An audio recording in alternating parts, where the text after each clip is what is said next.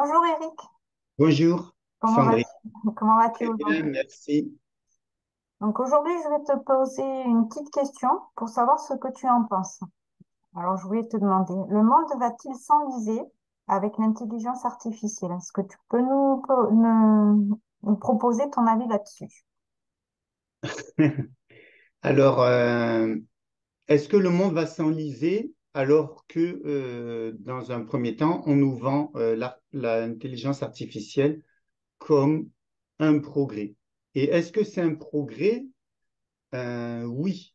À un certain niveau, c'est un progrès puisque c'est un peu comme à l'époque où les femmes lavaient le linge, etc., lavaient la vaisselle, on a sorti des appareils qui ont permis d'éliminer certaines tâches qui pouvaient être rébarbatives et qui n'étaient pas des plus intéressantes.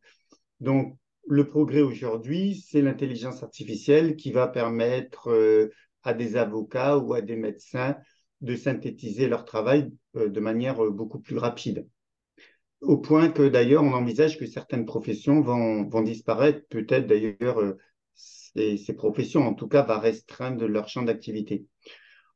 Il y a des expériences qui ont démontré que grâce à l'intelligence artificielle, on pouvait, par exemple, passer des examens et l'intelligence artificielle est tout à fait capable de répondre aux tests, aux questions, tout simplement parce qu'il a préalablement, on a mis les connaissances dans l'intelligence artificielle.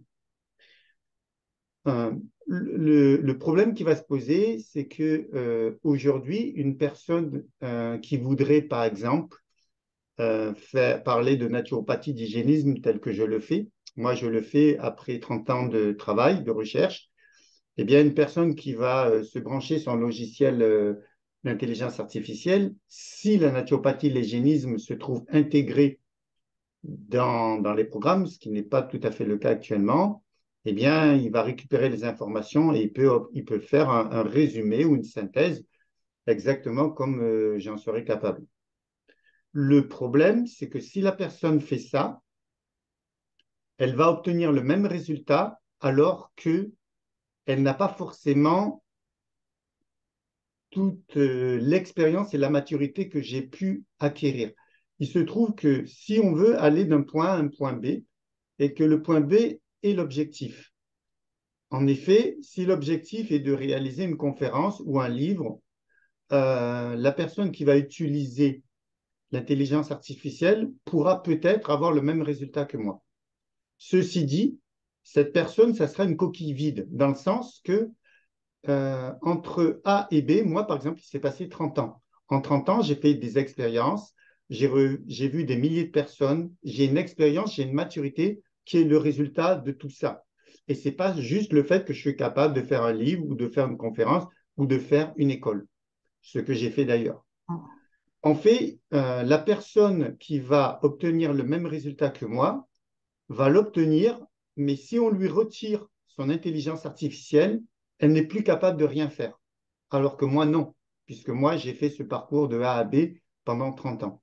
C'est ça qui est intéressant, c'est que l'intelligence artificielle risque de rendre les gens de plus en plus superficiels. En fait, si vous avez un ordi, on sait par exemple que quelqu'un qui a eu un accident et on lui met un plâtre et il va avoir une béquille. Il va par exemple ne pas se servir de son muscle pendant 2, 3 mois. Eh bien, son muscle va s'atrophier parce qu'un muscle qui n'est pas stimulé s'atrophie. C'est un peu pareil avec l'intelligence, avec le cerveau. Si vous ne le stimulez pas, si vous ne l'utilisez pas, il va s'atrophier. Et malgré qu'il va s'atrophier, vous allez avoir des résultats possibles tant que l'intelligence artificielle est derrière vous et va vous aider. Mais si on retire l'intelligence artificielle, vous êtes une coquille vide parce que vous n'êtes plus capable de vous autonomiser, vous n'êtes plus capable de raisonner puisque l'ordinateur va être retient. Et d'assister trop l'être humain, c'est de le rendre dépendant d'une machine et donc l'être humain va s'affaiblir. Il va s'affaiblir. Aujourd'hui, d'ailleurs, vous avez des appareils, on vous vend des appareils qui vous dit, on vous propose de stimuler vos abdominaux tout en regardant la télé. Donc, en fait, l'appareil envoie des pulsions électriques, vos muscles sont stimulés, vous n'avez même plus besoin d'efforts pour avoir des muscles. Enfin, je pense pas que vous allez tellement vous développer avec ces machines, mais en tout cas, l'idée est derrière. Donc, en fait, le danger d'une présence trop importante de progrès technologiques qui vont assister l'être humain au point de le rendre paresseux, ça va causer petit à petit sa déchéance. C'est évident. C'est comme le muscle qui est plus, comme j'ai expliqué, qu'il est plus stimulé, il s'atrophie. Le cerveau, lorsqu'il est plus stimulé, il est atrophié. Et vous pouvez. Alors aujourd'hui, le transhumanisme, c'est le fait de renforcer l'être humain, d'amplifier les capacités de l'être humain grâce à des implants, grâce à des puces, grâce à toutes sortes de connexions qu'on va lui mettre dans son cerveau. Donc, il aura, même s'il n'a pas de mémoire, c'est pas grave, on envisage tout à fait l'idée de lui mettre une puce qui qui corrigera des lacunes dans sa mémoire, dans sa réflexion, etc. Mais là, on va être sur un homme augmenté, sur un être humain augmenté, euh, l'être humain sera mi-être humain, mi-robot. En fait, il y a beaucoup d'êtres humains, de gens aujourd'hui qui ne prennent pas conscience du danger réel que l'intelligence artificielle trop présente Mm. va provoquer. Et pourquoi elle va être de plus en plus présente? Parce que ça va dans le sens du commerce, ça va dans le sens des affaires. On va nous vendre de plus en plus de technologies.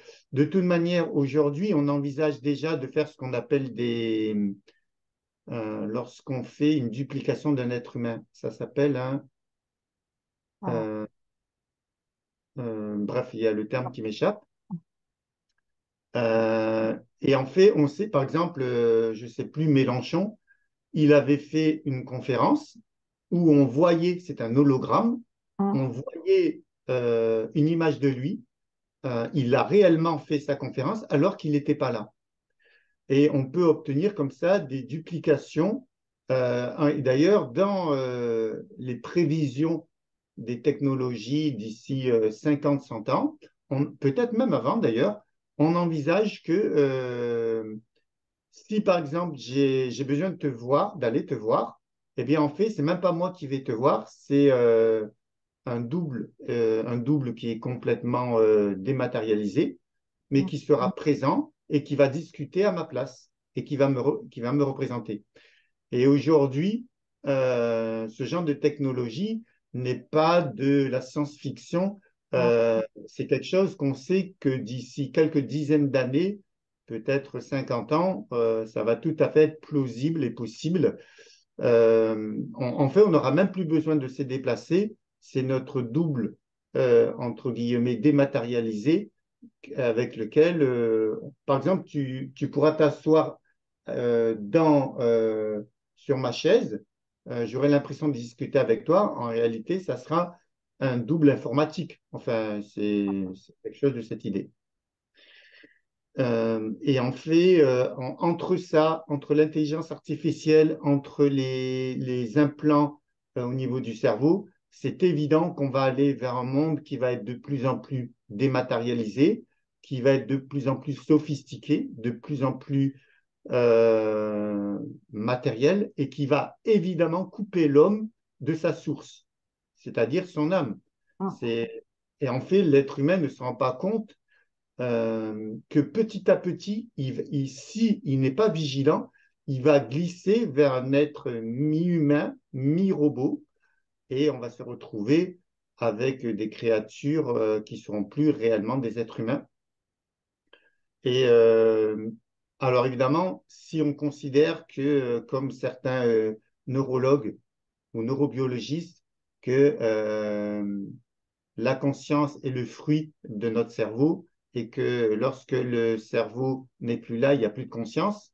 Mm. Ce que ne partagent pas d'ailleurs certains scientifiques qui étudient la physique quantique et qui, eux, pensent que la conscience est délocalisée. Elle n'est pas forcément le fruit du cerveau, même si beaucoup de choses pourraient faire penser que c'est un peu comme l'idée, est-ce que c'est le téléviseur est-ce que le téléviseur n'est juste qu'un récepteur où dans le téléviseur, tout ce que vous voyez se trouve dans le téléviseur. On sait très bien que non. Le Mm. téléviseur, c'est juste un récepteur. Eh bien, par rapport à l'idée du cerveau, de la conscience qui serait localisée dans le cerveau ou délocalisée du cerveau, c'est la même idée. Il y en a qui pensent que notre conscience est le fruit de la chimie de notre cerveau, et d'autres qui pensent que la conscience est au-delà du cerveau et que le cerveau n'est juste qu'un moyen pour que la conscience puisse s'exprimer. Mais si évidemment on considère que le cerveau c'est juste une machine, eh bien on va se retrouver avec des raisonnements complètement immoraux qui ne respecteront plus les lois de la nature. Mm. Et pour ça, je voudrais citer par exemple un conseiller d'homme politique qui est très connu. Je ne cherche pas du tout à le mettre à le critiquer, mais c'est quand même intéressant puisque c'est quand même un personnage important, c'est Attali.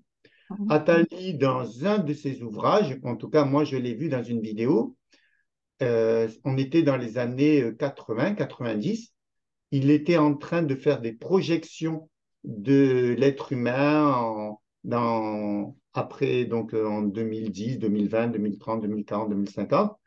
Et il expliquait que lui, il ne disait pas qu'il souhaitait, mais il disait que c'est tout à fait logique et probable qu'à un moment, on fasse de la création humaine une commercialisation. Donc, il a donné des exemples concrets.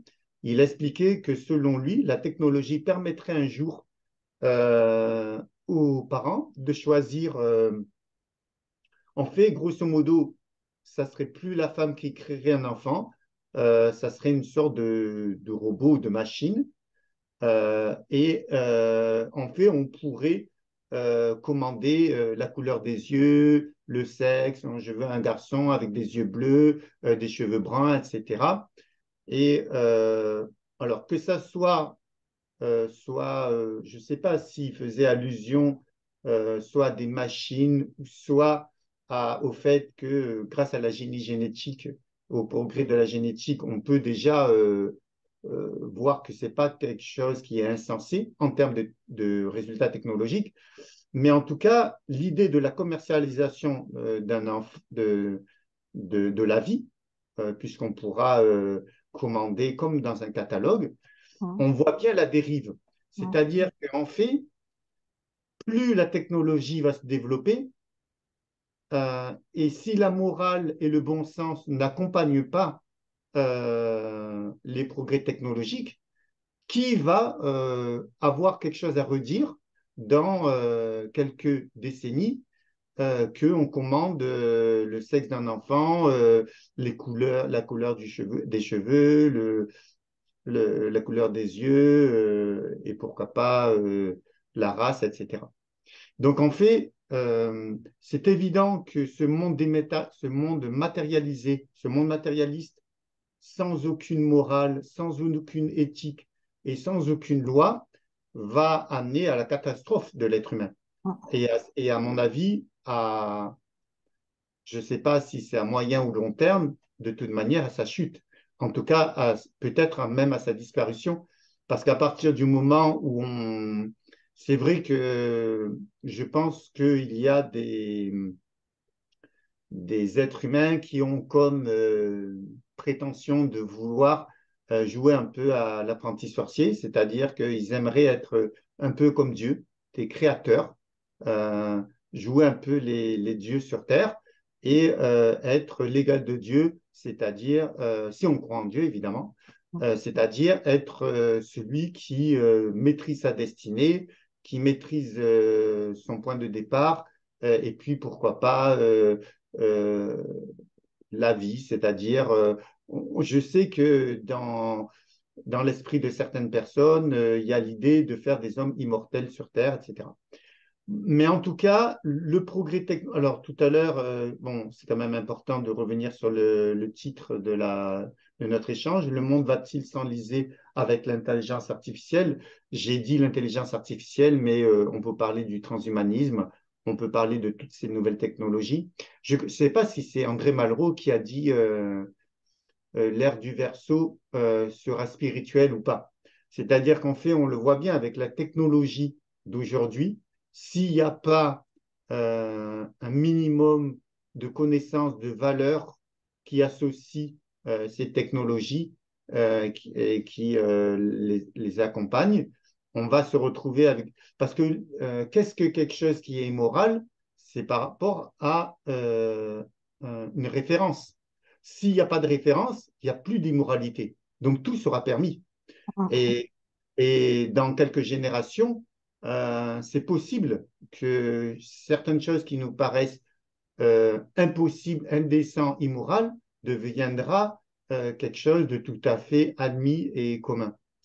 Et en tout cas, moi, personnellement, je suis content d'être à la tête d'une école qui se dit une école de naturopathie d'hygiénisme et qui souhaite véhiculer des valeurs qui sont proposées par la vie, par la nature.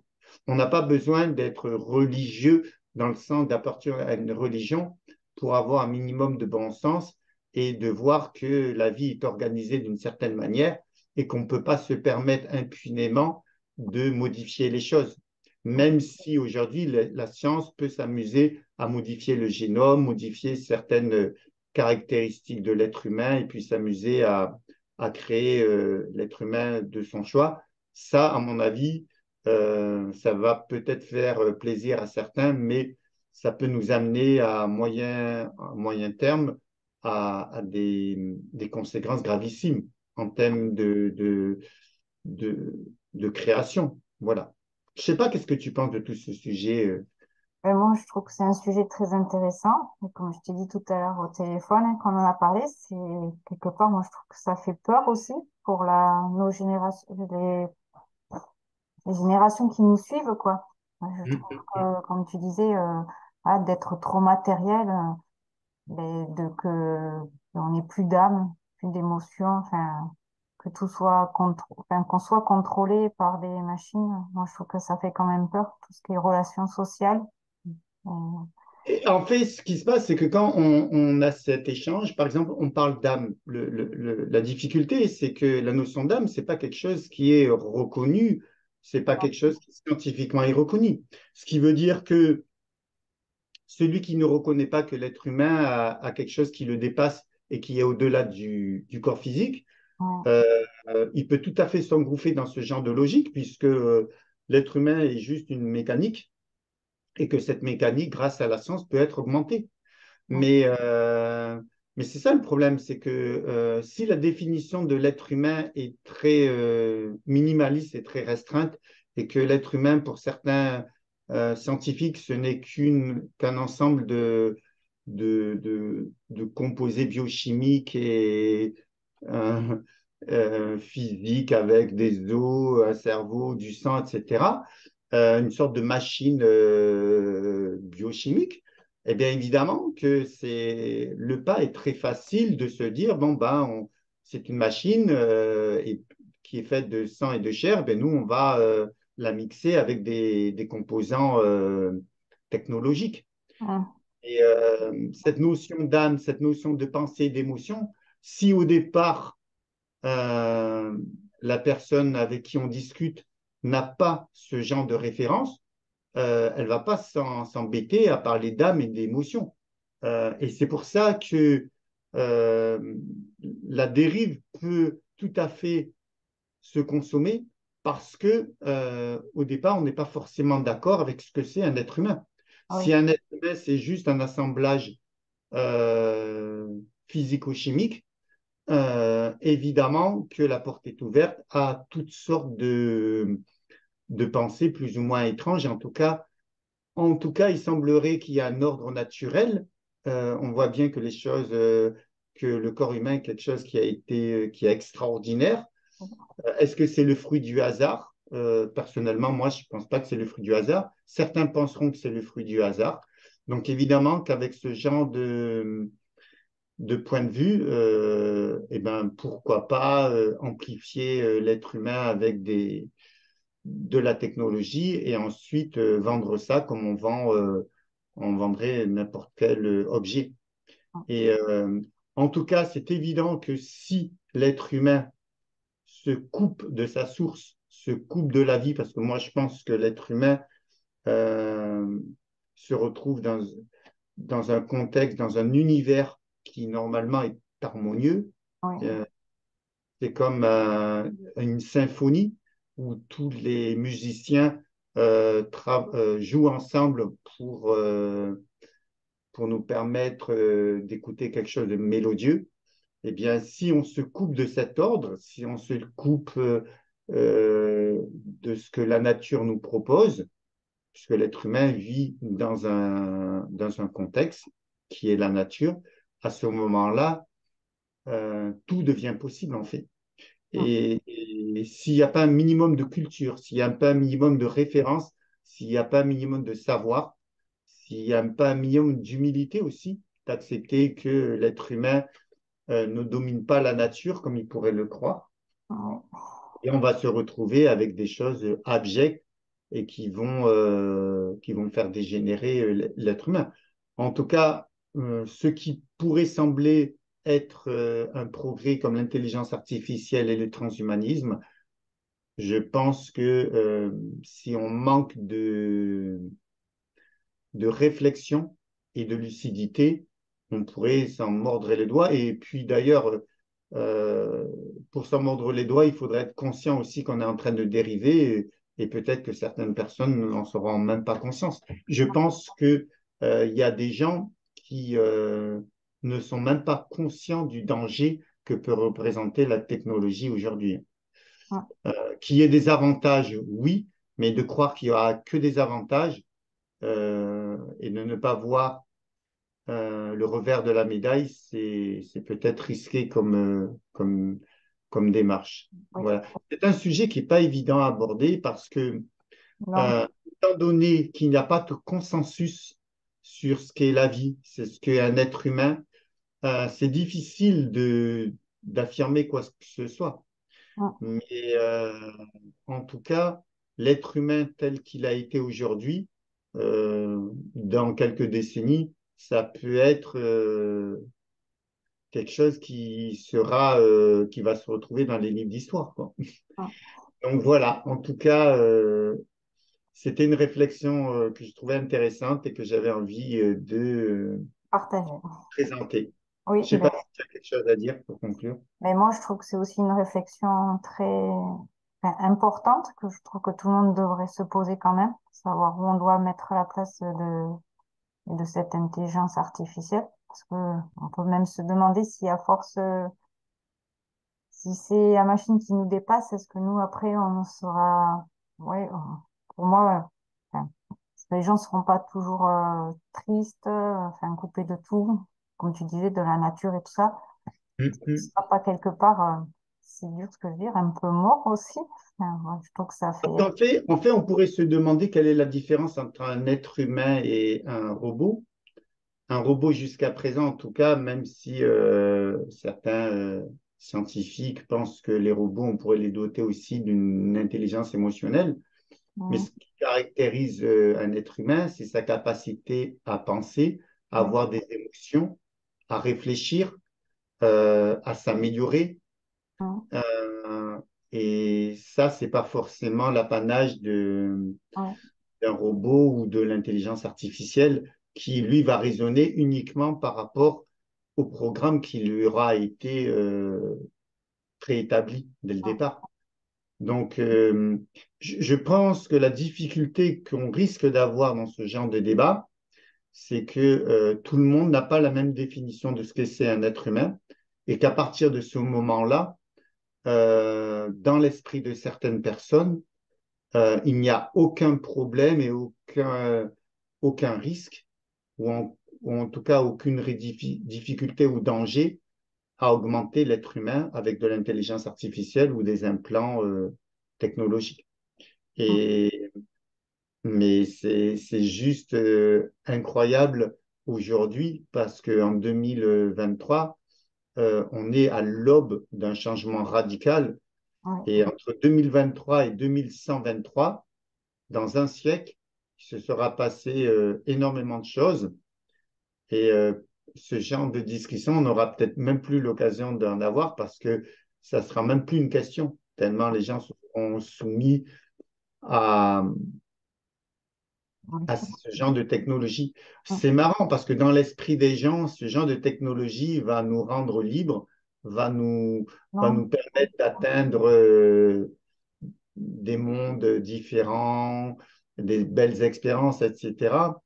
Et personne, enfin en tout cas le grand public, ne sent pas qu'il pourrait tout à fait devenir esclave.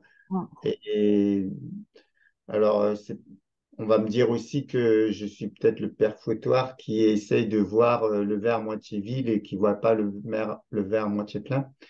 Toujours est-il que j'ai le sentiment que ne vouloir voir que les avantages et ne pas voir le risque qui est lié à cette technologie, c'est justement euh, jouer la politique de l'autruche.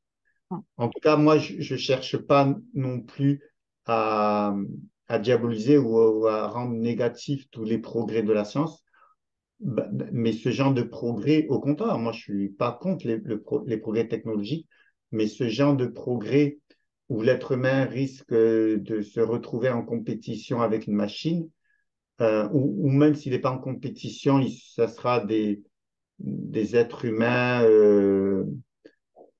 qui seront mi-robots, mi-êtres humains. En tout cas, moi, j'envisage pas et j'espère pas ce genre de Oui, futur. Voilà. oui, Voilà. Je sais que c'est pas évident. J'ai beaucoup hésité avec toi à me lancer dans ce sujet parce que c'est toujours difficile de publiquement parler d'un sujet euh, dont, en l'occurrence, le point, la- l'élément majeur de cette discussion, c'est l'être humain mm. et, et sa vie spirituelle. Mais le problème, c'est qu'il y a loin d'y avoir un consensus là-dessus. Et à ce moment-là, la question pour certaines personnes ne se pose même pas, tellement ils voient des intérêts, ils ne voient aucun début de questionnement ou de problème. Voilà. Bon, enfin, voilà, j'ai essayé autant que je l'ai pu de traiter de ce sujet. C'est un sujet qui est intéressant, même s'il n'est pas toujours évident Oui, mais tu as osé ouais. Comment? T'as osé en parler, c'est déjà bien. J'espère que les gens se poseront quand même des questions, parce que moi, je trouve Oui. que ça en pose beaucoup quand même. Comme tu disais, j'ai bien aimé. Où va être notre liberté après? Mm. Mm, mm, Je crois qu'il mm. y aura tout Parce ça qui qu'en nous fait, en avance. fait, c'est intéressant ce que tu dis. Parce que la liberté, c'est quoi la liberté en fait? Est-ce qu'il suffit d'être en prison pour ne plus avoir de liberté? Il y a des gens qui sont pas qui sont pas en prison, mais ils n'ont plus de liberté Mm. parce ils doivent fumer, ils doivent boire, ils sont soumis à un conditionnement biochimique par rapport à des habitudes délétères comme fumer, boire ou d'autres choses. En fait, déjà, beaucoup d'êtres humains ne sont pas libres aujourd'hui de par le formatage et les habitudes auxquelles ils ont adhéré. Donc, la liberté, c'est quelque chose euh, d'assez subjectif comme définition, parce qu'il ne suffit pas de se mouvoir et de dire, bon, tiens, je vais aller à la boulangerie, je vais aller à la charcuterie, je vais aller voir un film, que pour autant on est libre. Ouais. Lorsqu'on sait qu'il est tellement facile aujourd'hui de prévoir le comportement humain, tellement les comportements sont préprogrammés par la publicité, par le conditionnement, par l'éducation, etc. Donc déjà, on se croit libre et on ne l'est sûrement Ah, pas vraiment, vraiment, ah. vraiment. Et ensuite, si en plus de ça, on nous met des implants et que ces implants ne sont pas neutres, Ouais. parce qu'ils ont déjà un programme, comment croire ensuite qu'on va devenir des êtres humains libres? Ouais. Libres. Le rat qui tourne dans une cage, ben, il est libre aussi. Il croit qu'il est libre, mais il est Ouais. dans une cage. Ouais. Il est libre juste de tourner autour de la roue. Donc, en fait, on est dans... Déjà, la définition de la liberté, elle n'est pas claire pour tout le monde. Ouais. Mm. La définition de l'être humain n'est pas quelque chose qui est universel en termes de définition. Chacun a sa définition de l'être humain. Chacun a sa définition du progrès technologique. Mais il y a une chose qui est évidente, c'est qu'à partir du moment où on devient esclave d'une liberté, eh ben on n'est plus, on ne peut pas être esclave d'une liberté. C'est que ça veut dire que la liberté, on ne l'a pas plus, comme Ouais. on l'a plus, on l'a plus depuis un bon moment. Celui qui fume pour la première fois, il a la liberté de fumer ou de ne pas fumer. Mais à partir du moment où il fume automatiquement parce que c'est devenu un besoin, là, il a perdu sa liberté, il est devenu esclave. Eh bien, c'est exactement le même raisonnement qu'on pourrait avoir pour toutes les nouvelles technologies qu'on pourrait nous proposer. Ouais. Aussi, la liberté de fumer, euh, on a l'impression qu'on peut l'exercer euh, tant qu'on n'a jamais vraiment fumé régulièrement. Mais à Ouais. partir du moment où on fume régulièrement, ou qu'on boit régulièrement, ou qu'on mange, il y en a qui sont accros à certains aliments. On sait que certains aliments, par rapport à des raisons, des opioïdes, etc., par rapport aux récepteurs dans le cerveau, eh bien, on peut créer une accoutumance au plaisir, par exemple à la dopamine. On sait qu'il y a ce qu'on appelle le mécanisme de la récompense à la dopamine. Donc, on voit très bien qu'une personne qui n'est pas euh, disciplinée peut très vite se faire piéger par des mécanismes neurochimiques. À partir de ça, on voit bien que la notion de liberté, elle est pour beaucoup de gens juste illusoire. Voilà, ben je vais arrêter cette vidéo Ouais. là-dessus. Euh, C'était un sujet un peu compliqué parce que j'ai pas Oui, trop l'habitude publiquement de parler de ça, mais je trouve très ça intéressant intéressant. parce que ça peut lancer un débat. Je Oui, ne dis pas du tout que je détiens la vérité. Je ne dis pas du tout que mon opinion est forcément juste. En tout cas, ça peut être le point de départ d'une discussion et d'un échange. oui, Voilà, oui, mais je trouvais très intéressant et j'espère que les gens vont se poser des questions. Et puis, s'ils ont des questions à te poser, ils peuvent les mettre en bas de la vidéo en commentaire c'est pour ça. partager et échanger. Parce que je trouve que c'est quelque chose d'important aujourd'hui, à l'époque où on vit, de se poser la question de qu'est-ce qu'on va devenir après. Parce que ce sera pas après qu'il faudra se la poser, mais avant. Hum. Mais là, on est à l'aube de ces nouvelles technologies, hein. Oui, Euh, on est tout au début, mais par contre, ça ira très vite. oui, C'est-à-dire qu'aujourd'hui, euh, les progrès de la génie génétique, les progrès informatiques, les progrès de nos sciences sont déjà bien avancés et il suffit de croiser tout ça ensemble et ça peut aller très vite en fait. Je pense que dans quelques décennies, les choses pourront avoir changé de manière très importante. On n'a pas besoin aujourd'hui d'attendre un siècle pour être confronté à ces technologies de manière courante, hein. oui, On en est au balbutiement, mais les tiroirs sont pleins d'idées, les oui. cerveaux sont en ébullition dans ce genre de direction.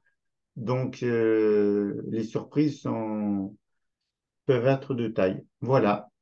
D'accord, mais en tout cas, merci Eric pour tous ces questionnements. J'espère que les gens vont se poser des questions. Ce serait bien. Très Et bien. j'espère qu'ils M- partageront avec nous en bas de la vidéo. Merci. Très bien, merci Merci à à toi. toi et puis à bientôt. À bientôt, merci. À bientôt, Eric.